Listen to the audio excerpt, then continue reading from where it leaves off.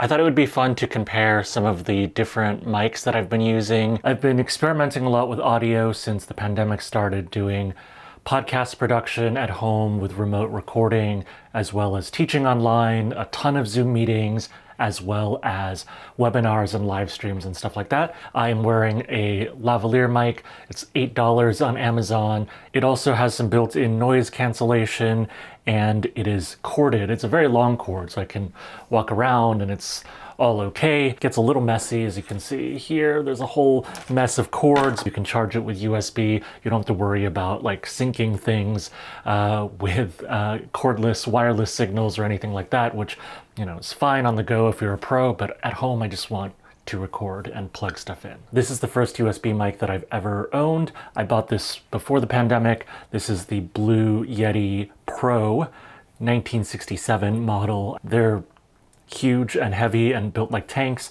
and they're cool because you can have different patterns, pickup patterns. You can do like stereo if you want to do some like inside somebody's head kind of ASMR stuff, or you can also do omni, so you can record an entire conference call around a table. This is the Tula mic, which is really cool. It's also a USB recorder, so you can actually just take this on the go and record without having your computer or any sort of audio interface with you.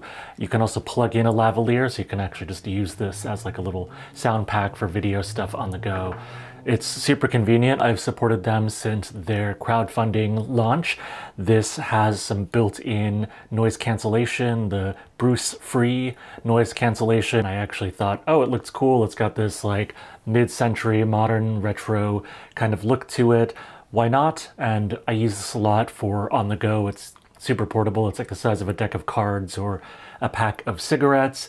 And this one is just a really inexpensive workhorse, the Q2U from Samson. They're like around 70 bucks US. It sounds great for the price, and I have actually a few of these that I use for podcasting and stuff like that. You can plug them in USB to your computer or XLR into a mixer or to an audio interface. So these are great. It's basically like a handheld mic or a podcast mic on the go. So I like to compare these four, and I'd love to hear which ones you think sound the best for my voice. There's nothing really special about the room I'm recording in. It's just my home office.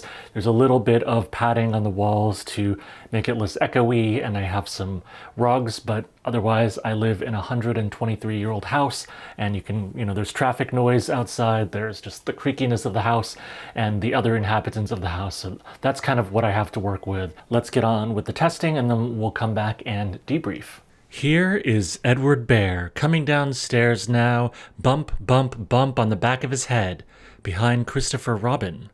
It is, as far as he knows, the only way of coming downstairs, but sometimes he feels that there really is another way.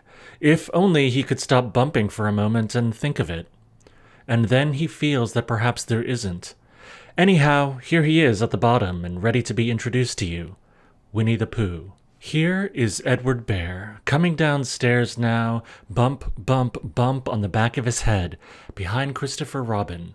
It is, as far as he knows, the only way of coming downstairs.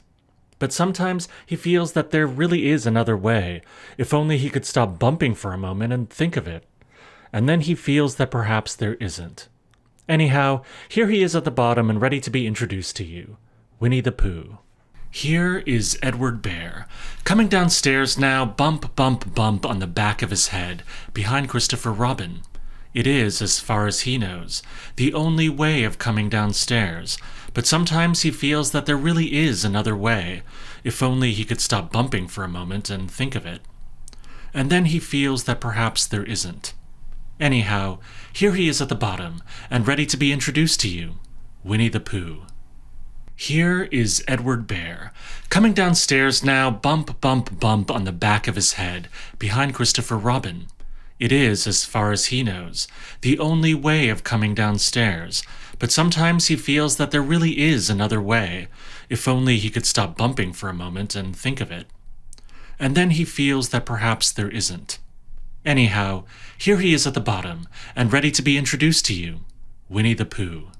Here is Edward Bear, coming downstairs now, bump, bump, bump on the back of his head, behind Christopher Robin.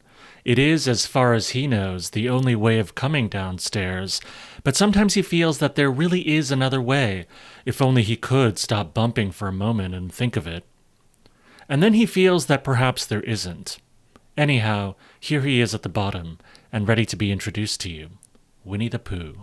Here is Edward Bear, coming downstairs now, bump, bump, bump on the back of his head.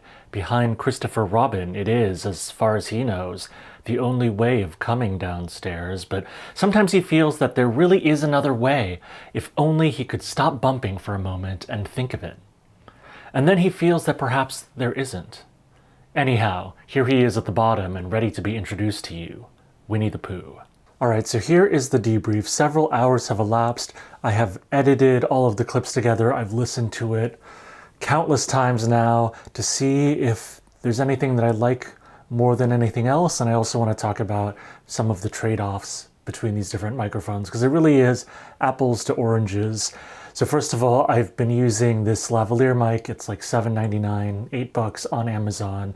So it's super inexpensive. It plugs in via like a regular headphone jack into my video camera there. So in some ways it's really convenient because everything's synced already in terms of my audio and my video.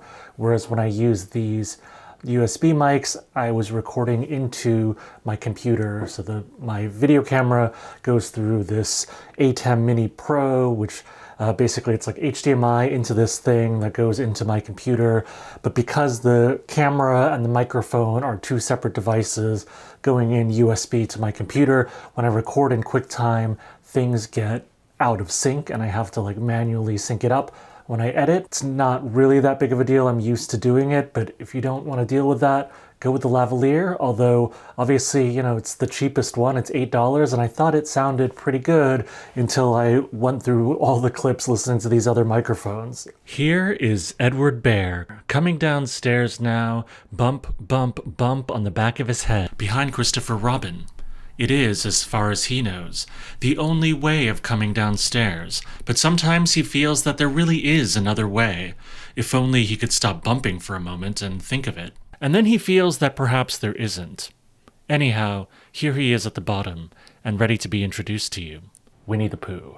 I think that the Yeti is good. You don't necessarily need the stereo. It might be overkill if you're just doing Zoom calls and stuff. I've also heard from some YouTubers that it kind of picks up too much extra background noise and stuff like that if you don't have a well-insulated room. And it's, you know, it's big and heavy, so I'm probably not going to take this with me on the road if I go anywhere. I think the Samson is a real workhorse. It also comes in a darker gray color, so it doesn't reflect as bright if you're doing stuff on camera. But I think when I was ordering these, the dark ones were out of stock, so I ended up getting the lighter colored. But you know, it's not a huge deal unless you really care a lot about the reflection in your shots or anything like that. I think that it has an interesting kind of like radio sound to it. Here is Edward Bear, Winnie the Pooh. It's a dynamic mic, unlike the other ones that are condenser mics, so it seems to cut out extra noise a little bit better, but you have to use it closer to your mouth for it to kind of sound right and pick up what you need.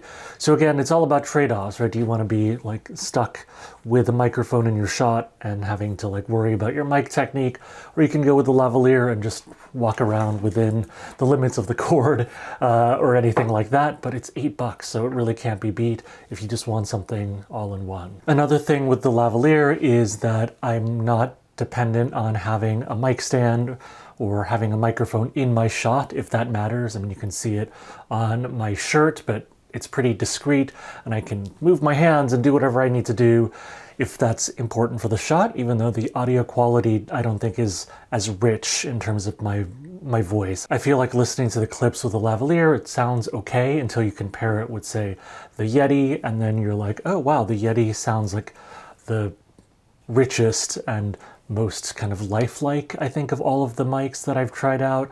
Here is Edward Bear. I thought that the Tula kind of has an interesting character to it. It sounds kind of like airy, but it also has a little bit of like presence to it. It's hard to describe kind of in words.